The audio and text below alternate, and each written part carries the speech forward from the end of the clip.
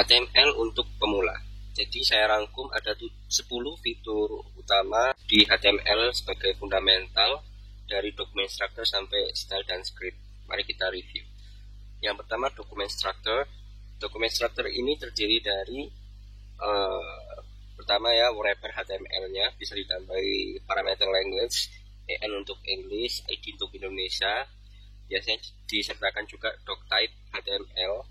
Nah, dalam HTML biasanya terdapat juga bagian header dan bagian body sebagai main utamanya. Biasanya header ini diisi oleh title, metadata, kemudian juga ada style dan seterusnya. Sedangkan di body ini adalah kanvas kita untuk menggambar di web, katakanlah seperti itu. Mudah bukan? Nah, ini juga merupakan sebuah HTML. Jadi HTML itu tidak ada aturan pakemnya, jadi bebas juga. Kalian bisa tuliskan div dulu, habis itu script, style, habis itu div lagi, style lagi, bebas. Dan itu akan terrender di web browser. Oke, mulai di sini paham ya. Next, ada fitur heading dan paragraf. Jadi di HTML ada 6 heading, H1 sampai H6. Yang membedakan adalah ukurannya, bisa kalian lihat. Sedangkan untuk paragraf ini ya paragraf standar tanpa ada format bold. Kalau heading itu ada format boldnya, dan biasanya disukai juga margin di bawahnya. Oke. Links ini kalian imajinasikan sebagai teleportasi. Jadi ketika links ini diklik maka akan menuju page selanjutnya maupun apa atau apa. Bisa juga link untuk download dan lain sebagainya. Next ada list. Di sini ada dua ya. Pertama itu formatnya bullet kayak gini, itu pakai UL. Kemudian ada format numbering kayak gini pakai OL. Di dalamnya sama, LI. Oke, mudah dipahami. Kemudian ada image. Jadi kalau kita mau memasukkan image cukup formatnya IMG. Kita masukkan source-nya, misal di sini foto Jokowi, sampel.jpg. ALT ya boleh disertakan, boleh tidak untuk deskripsi SEO biasanya. Di sini kita setting width lebar 300. Bisa juga ditambahkan parameter lagi height. Terserah Anda, tapi biasanya di sini juga kita tambahkan class untuk lebih dynamic. Selanjutnya ada forms. Form ini biasanya untuk semisal kita login, submit data, register dan lain sebagainya. Formatnya yang pertama form, ditutup juga dengan slash form. Action ini untuk tujuannya, katakanlah login.php, katakanlah register.php. Ini nanti kita bahas di video selanjutnya juga. Method ada post, ada get, ya, agak kompleks, kita jelaskan di episode berikutnya saja. Sini juga ada input. Input ini bisa kita ubah type-nya menjadi teks atau email atau juga password. Kalau teks ya dia akan muncul teks biasa. Email ya harus formatnya spasi email, ada @ ada .com dan seterusnya. Kemudian ada format password. Nah, nanti password nanti di sini isinya bintang kalau di type. Kemudian untuk ada parameter juga required itu artinya wajib diisi. Jadi ketika klik submit tapi ininya masih kosong, maka akan muncul notif kayak error message gitu.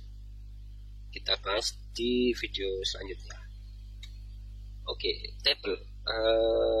Bayangnya seperti Microsoft Excel ya, spreadsheet itu. Jadi table ada row juga ada kolom ya.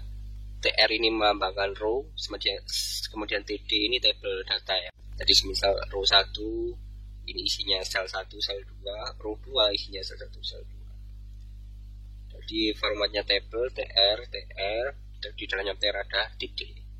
Ini mudah dipahami. Next. Yang ke-8 ada container. Jadi di HTML ada container, ada div, ada span. Biasanya span ini untuk teks ya, khususon teks.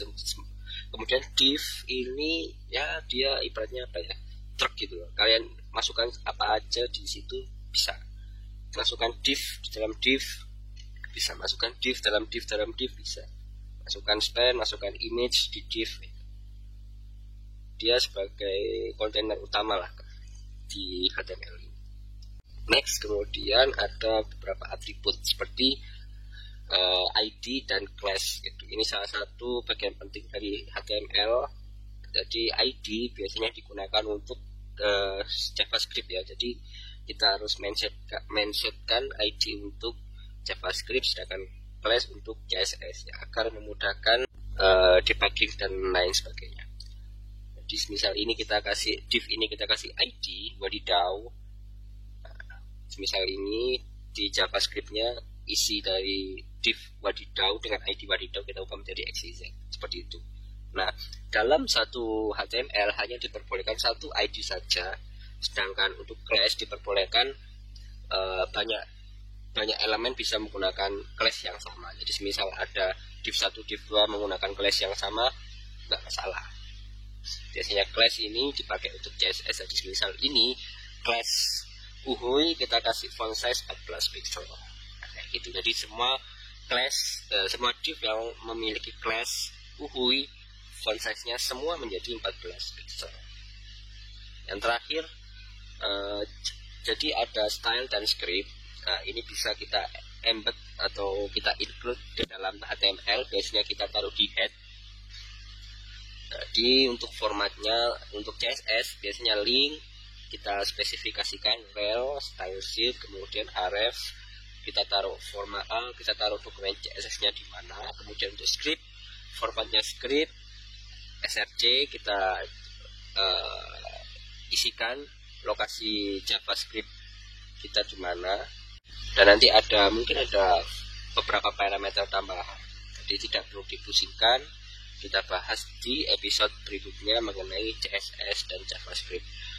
Kalau Anda paham sampai ke 10 ini, selamat, Anda memahami basic HTML. Jadi tidak perlu khawatir along the way. Selama kalian mengerjakan project nanti akan mempelajari fitur-fitur HTML tambahan, cuma untuk core-nya ya 10 ini. Oke, good luck.